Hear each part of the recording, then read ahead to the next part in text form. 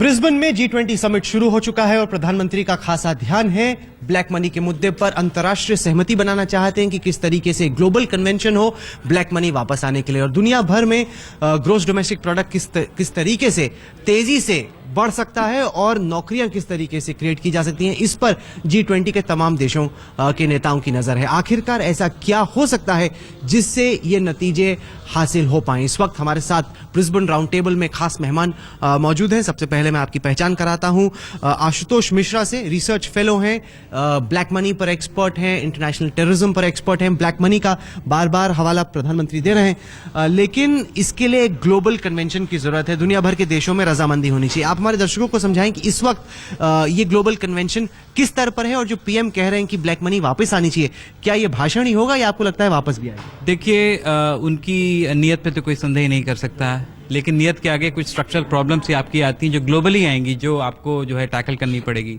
और अगर इतना यदि आसान होता, I am trying to be a devil's advocate, इतना आसान होता तो ये काफ़ी पहले हम लोग ये काम कर सकते, बिकॉज समस्या होती है दोहरे कर की, डबल टैक्सेशन की, जिस वजह से जो है वो पैसे को लाना वो मुनासिब नहीं हो रहा। लेकिन जब ये चर्चा एकदम गर्म होने लगी हिंदुस्तान में, तो जो मैंने रिपोर्ट्स पढ़ी थी रिसेंटली, उसमें ये था कि करीब 2/3 पैसा जो जहां पे था हम चाहते थे जहां से लाना, वो वहां से सारा पैसा हट चुका है। तो अंततोगत्वा अगर हम सक्षम हैं और ला सकते हैं उस पैसे को, तो मेरे को लगता है कि नॉट मोर देन 20-30% से ज्यादा हम पैसा वहां से ला पाएंगे, अगर हम ला सके तो, क्योंकि पैसा वहां से हट। लेकिन फिलहाल तो एक चवन्नी भी वापस नहीं आई है, तो अगर ये कम से कम दुनिया भर में रजामंदी बनती है और ये पैसा वापस आता है तो ये एक अच्छी शुरुआत होगी। बिल्कुल अच्छी शुरुआत होगी, क्योंकि ये पैसा वापस आएगा और वो आपकी इकोनॉमी को भी बूस्ट कर सकता है। तो क्योंकि सबसे बड़ी बात यह है कि देखिए, जब जो ग्लोबल फाइनेंशियल क्राइसिस हमने राहुल देखी थी, उसका एक सबसे बड़ा कारण यह भी बताया जा रहा है कि जो आपके नैतिक मूल्यों में जो पतन आया था, कि ग्लोबल फाइनेंशियल इंस्टीट्यूशन से बैंकिंग सेक्टर था, उनकी जो लालच इतनी ज्यादा बढ़ गई थी, वो एक बहुत बड़ा कारण माना गया था ग्लोबल फाइनेंशियल सेक्टर क्राइसिस का। इस वक्त हमारे साथ जफर सरेशवाला भी हैं, जाना पहचाना चेहरा। न्यूयॉर्क में हमें टाइम स्क्वायर पे भी मिले थे, तो जहां जहां मोदी जाते हैं वहां आप साथ साथ चलते हैं, हम देख रहे हैं। नहीं भाई, हम तो उनके साथ 11 साल से हैं, तो बस रहेंगे साथ में ही। बिल्कुल। एक बहुत बड़ा मुद्दा जो था वो ट्रेड फैसिलिटेशन एग्रीमेंट का था, जिसको लेकर भारत दुनिया में अलग थलग पड़ रहा था, ग्लोबल विलन की भूमिका में आ गया था, और देश कह रहे थे दुनिया के कि अगर हिंदुस्तान नहीं आता तो हिंदुस्तान को अलग छोड़ते हुए हम आगे बढ़ते हैं। मोदी जी पर दबाव था कि कुछ डिलीवर करें, लेकिन कॉम्प्रोमाइज नहीं हो सकता था फूड सिक्योरिटी पर। अब जो आखिरकार ये रजामंदी बनी है, आपको लगता है कि मोदी जी की ये बहुत बड़ी इकोनॉमिक डिप्लोमेसी में एक जीत है? हाँ बिल्कुल। देखिए, उस वक्त मोदी साहब ने बहुत साफ, पहले जो केरी साहब आए थे, जॉन केरी, उनके साथ जिस तरह की जो बात की थी मोदी साहब ने आंखों में आंखें डालकर, जो पहले अमेरिकन लीडर्स है, हिंदुस्तान का कोई लीडर बात ही नहीं कर सकता था जिस तरह का जो। और शुरू में जो आपने कहा ना, नियत, एक आदमी जब नियत करता है ना और तय कर लेता है कि मुझे ऐसा करना है, तो फिर उसका अमल 50% हो जाता है। और फिर WTO में नहीं साइन किया, इसलिए कि मोदी साहब ने यह कहा उस वक्त कि भाई हिंदुस्तान जो है ये गरीब मुल्क है और हमारे यहाँ 50% से ज्यादा लोग गरीब। कांग्रेस कह रही है कि बैकएंड में कोई डील हुई है और जो गरीबों की जरूरतें हैं हिंदुस्तान में, उनके साथ समझौता हुआ। नहीं, बिल्कुल नहीं, बल्कि मोदी साहब ने तो मना कर दिया था। बल्कि इंडियन गवर्नमेंट ने तो यहां तक का कह दिया था, ठीक है आप करिए बगैर हिंदुस्तान के। वो तो उनकी जरूरत है कि वो हिंदुस्तान नहीं है जो 25 साल पहले था, इसलिए उनको आना पड़ा और उन्होंने हिंदुस्तान ने जो चाहा था। अब देखिए, ऐसा नहीं होता राहुल कि जो आप 100% चाहें वो सारा हो जाए, ऐसा नहीं होता, थोड़ा बहुत प्लस माइनस होता है। लेकिन ये जो साइन हुआ है, जो डील, उसमें ऑलमोस्ट हमारी सारी चीजों का ख्याल, गरीबों की चीजों का ख्याल किया गया। और मोदी साहब देखिए, जब भी बात करते हैं गरीबों की करते हैं, वो ये कहते हैं कि हाँ रिफॉर्म्स होने चाहिए, लेकिन रिफॉर्म्स ऐसे हों कि गरीबों तक पहुंचे। यानी हम लोग जो हैं, यानी हमारी सरकार जो है, ये कारोबारी लोगों की भी है और गरीबों की भी। इस वक्त हमारे साथ आशीष कुमार चौहान भी हैं, बॉम्बे स्टॉक एक्सचेंज के मैनेजिंग डायरेक्टर और चीफ एग्जीक्यूटिव ऑफिसर। मोदी साहब ने जब आज अपना भाषण दिया G20 में, तो उन्होंने कहा कि रिफॉर्म्स को, जो भी सुधार होता है उसको एंटी पीपल माना जाता है, लोगों के विरोध में माना जाता है, लेकिन उस धारणा को बदलने की जरूरत है कि लोग माने कि अगर कोई सुधार होता है, आर्थिक सुधार, तो वो उनके हित में है, उनके खिलाफ नहीं जाएगा। तो ये कहना तो बड़ा आसान है, लेकिन इसको करेंगे कैसे? क्योंकि जब से GATT हुआ, अग्रीमेंट हुआ, जितने भी अग्रीमेंट हुए, लोगों को लगता है कि अगर ये सुधार हो रहा है तो किसानों पर, ट्रेडर्स पर, उन पर कोई बुरा ही असर पड़ेगा। सुधार जो है इंडिया में उतना बुरा नहीं माना जाता है जितना बाकी सब कंट्रीज में माना जाता है, क्योंकि सुधार का एक अच्छा असर पड़ा है भारतीय जनमानस पर कि सुधार। अपना मत बोलिए, आप गरीबों की सोचिए। आप तो बीएससी के एमडी हैं, तो आपको ये लगेगा, लेकिन गरीबों को लगता है कि रिफॉर्म उनके खिलाफ जाता है। बड़ी कंपनियों को फायदा होता है, आप जैसे लोगों को फायदा होता है, लेकिन गरीबों को मैं भी वहीं से हूँ, हालांकि अभी बीएससी में मैनेजिंग डायरेक्टर हूँ, लेकिन मैं भी वहीं से हूँ। और जब रोजगार बढ़ेगा तो गरीबों को ही फायदा होगा। अल्टीमेटली रोजगार कैसे बढ़ाए, और जो गवर्नमेंट होती है लार्जली दो तरीके की होती है। एक प्रोसीजरल गवर्नमेंट होती है, जो आप रेशन कार्ड लेने जाते हो, आप तो प्रॉब्ली जाते नहीं होंगे, लेकिन मैं खड़ा हूँ लाइन में PL 480, मैंने चावल की लाइन में भी खड़ा रहा हूँ। तो वहां से बेसिकली लेकर जब आदमी को लगता है कि मेरे लिए कुछ सुधार हो रहा है, मेरा जो राशन कार्ड है किसी को घूस नहीं देनी पड़ती है, मेरा राशन कार्ड आ जाता है। मैं जब केरोसिन की लाइन में खड़ा हूं तो केरोसिन एक्चुअली मिलता है नहीं, कि मेरा नंबर आने से पहले वो लोग भगा देते हैं। तो ये भी एक तरह का सुधार है। तो प्रोसीजरल जो सुधार है, हर चीज में गवर्नमेंट में आप जाते हो तो आपको एक तरह का प्रॉब्लम नजर आता है, तो वो भी लिबरलाइजेशन है, वो भी एक तरह का रिफॉर्म है।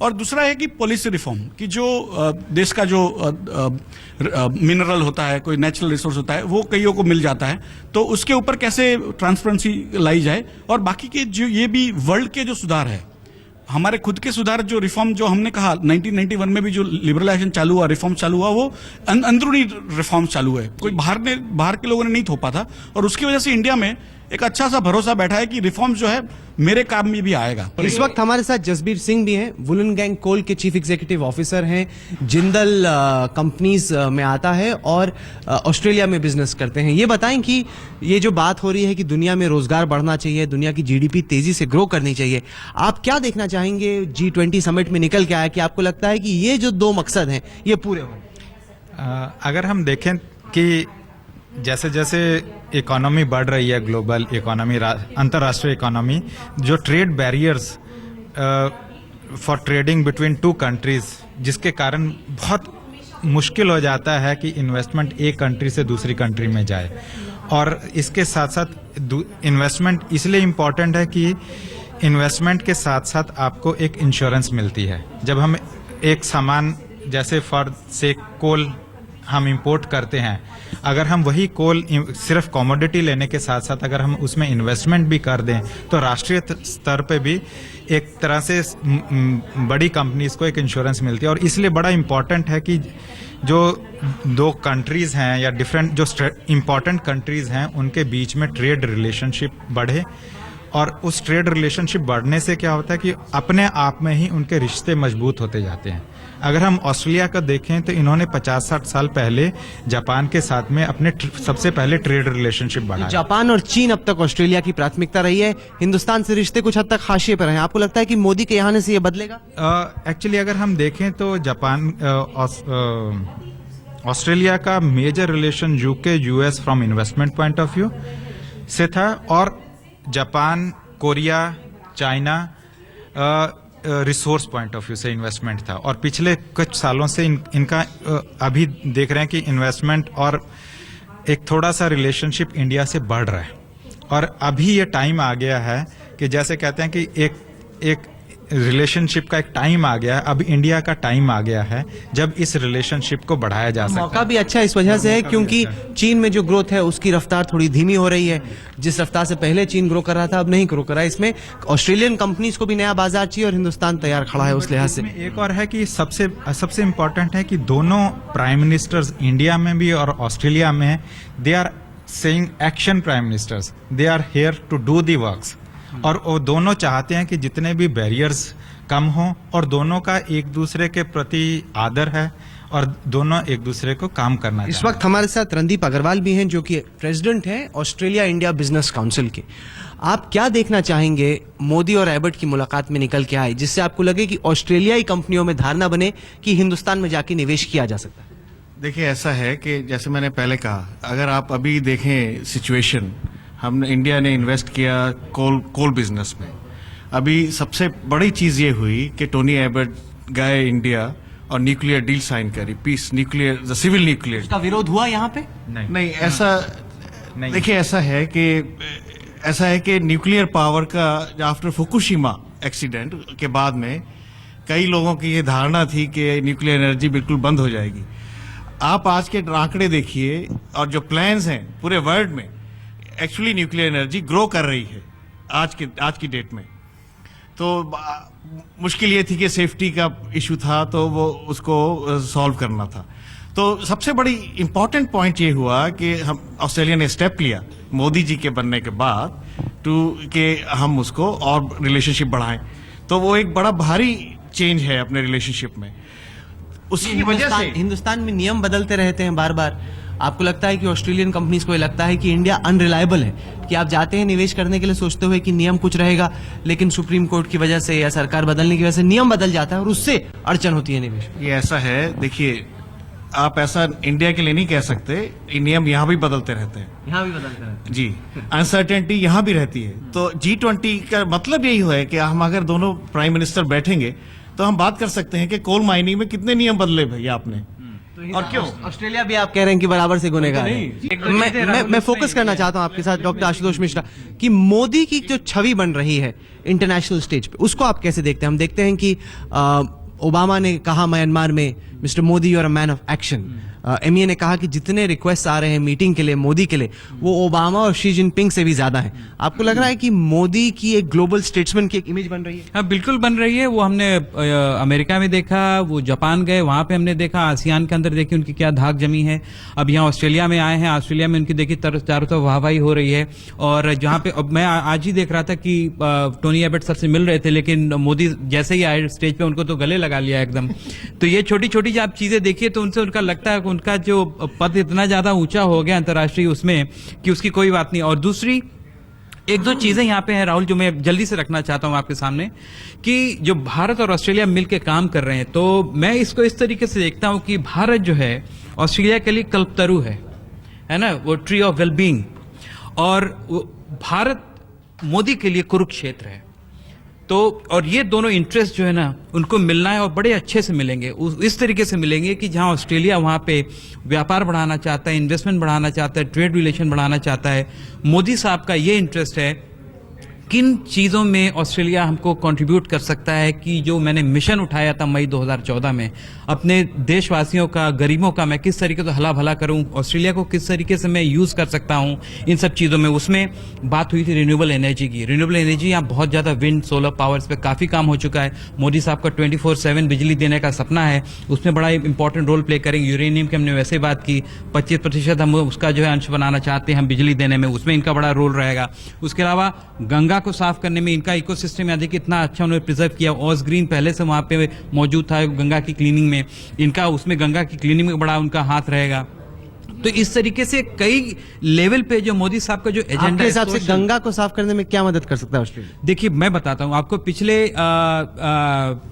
10 साल से, ऑलमोस्ट 15-20 सालों से ओस ग्रीन वहां पे इन्वॉल्व था, जो गंगा एक्शन प्लान में वीरभद्र मिश्र जी के साथ यहाँ से वॉलंटियर्स ये लोग लेकर के जाते थे और जगह जगह जाकर के वो अपनी अवेयरनेस फैलाते थे। फिर कूड़ा साफ करो, ये चीज मत डालो, ये गंदगी आप मत करो, लोगों को बताते थे कि अगर इस तरीके से आप नाले अगर उसमें डाल रहे हैं तो अवेयरनेस एक तरीके से फैलाते थे।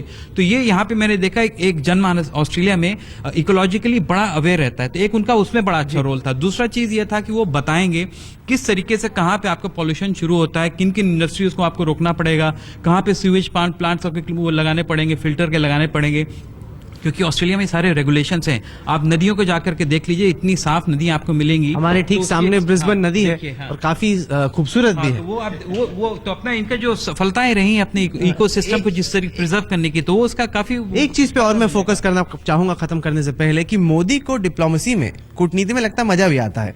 दुनिया भर के नेताओं से मिलते हैं तो मतलब उनकी क्रिटिसिज्म ये हो रही है कि इकोनॉमिक फ्रंट पर जिस तेजी से बढ़ना चाहिए उतना नहीं बढ़ पा रहे, लेकिन ग्लोबली अगर देखा जाए तो काफी कामयाब एक डिप्लोमेट साबित हो रहे हैं मोदी। नहीं, देखिए वो करने के लिए पहले ये जरूरी है, यानी आपके लोगों से ताल्लुकात और जो रैपो, भाई मेरा और आपका रैपो ही नहीं है तो आप मेरे से कारोबार क्या करोगे, यानी जो पर्सनल इक्वेशन बनाना। और ये मोदी, उससे पहले आप जाइए गुजरात के 11 साल में मोदी साहब यहाँ आ चुके थे 2004 में, जापान 2 मरतबा जा चुके थे, चाइना 2 बार जा चुके थे। तो मोदी साहब यूरोप में बहुत सारे मुल्कों में जहां नहीं जा सकते थे, लेकिन जहां जा सकते थे वहां गए। तो ये मोदी साहब का पहले से है कि लोगों से ताल्लुकात बनाना, और वो एक उनका है कि जो उनसे एक बार मिलता है वो उनका दिल दादा हो जाता है। तो वो वो एक कह रहे हैं कि उनके अंदर- सिंगल विंडो क्लियरेंस है कि आप मेरे पास आइए, आपकी जो समस्या है उसका समाधान मैं आपको उसके खोज लिए के दूं। जरूरी है, पर्सनल रैपो बहुत जरूरी और है, इसी और वजह वो से ये कर रहे हैं वो। और उसी वजह से ओबामा ने शायद कहा कि मोदी साहब आप मैन ऑफ एक्शन है। आज छुट्टी का दिन है ब्रिस्बेन में, पूरा शहर बंद है, सब लोग छुट्टी मना रहे हैं, आप लोग यहाँ पर आए, आज तक के इस राउंड टेबल में आपने हिस्सा लिया, इसके लिए आपका बहुत बहुत लेकिन शुक्रिया। राहुल, छुट्टी के अलावा भी ये ऑस्ट्रेलिया के सारे शहर ऐसे ही दिखते हैं। हाँ, यानी आप कोई नया नहीं है, ऐसे ही दिखते हैं। पूरा मतलब शहर यहाँ पे बंद है, टैक्सी वैक्सी मिल नहीं रही, सब जगह सिक्योरिटी वाले वैसे खड़े ही हुए है, हैं। थोड़ा ज्यादा हो गया, बेचारे लेकिन वो नेशनल वैसे सिक्योरिटी एडवाइजर बाहर निकल रहे थे, उनके पास जो एक्रेडिटेशन था उस वक्त था नहीं, उन्हें भी पुलिस ने बोला कि आप कौन है, वो बेचारे समझ नहीं पाए कि अजीत डोभाल कौन है। इस हद तक यहाँ पर सिक्योरिटी है, चूंकि ओबामा भी यहाँ पर हैं, शी जिनपिंग भी यहाँ पर हैं, आईसिस का अब ऑस्ट्रेलिया में भी खतरा है, तो इन सब चीजों के बीच दुनिया के तमाम नेता बातचीत कर रहे हैं। आप लोग हमारे इस कार्यक्रम में जुड़े, इसके लिए आपका शुक्रिया। आज तक में फिलहाल वक्त हो गया है एक छोटे से ब्रेक का, ब्रेक के बाद लौटेंगे और खबरों का सिलसिला जारी रहेगा। आप देखते रहिए आज तक।